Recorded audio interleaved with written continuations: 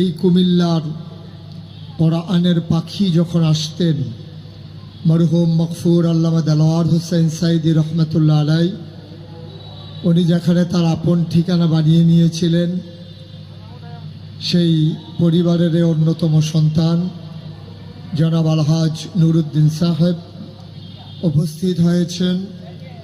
আজকের আয়োজনের সম্মানিত বিশেষ অতিথি, আমার হৃদয়ের কাছের মানুষ, অভিন্ন হৃদয়াংশ, হৃদয়ের অনেকটা জায়গা জুড়ে যার বাস, হযরত মৌলানা মোল্লা নাজিম উদ্দিন উপস্থিত হয়েছেন।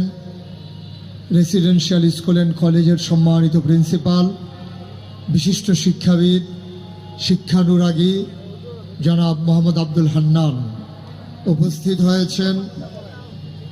বিশিষ্ট সমাজসেবক মিয়া মোহাম্মদ তৌফিক উপস্থিত হয়েছেন। আজকের আয়োজনের সম্মানিত বিচারক মণ্ডলী, যারা অ্যাপ্লিক্যান্ট, যারা আজকে আয়োজনে অংশগ্রহণ করছেন, ওনাদের আসাতাজে কেরাম এবং কুমিল্লাবাসী, আজকে যে কাজটি শুরু করা হলো এটা কিন্তু শুভ সূচনা, এর মানে এখানেই থেমে যাওয়া নয়।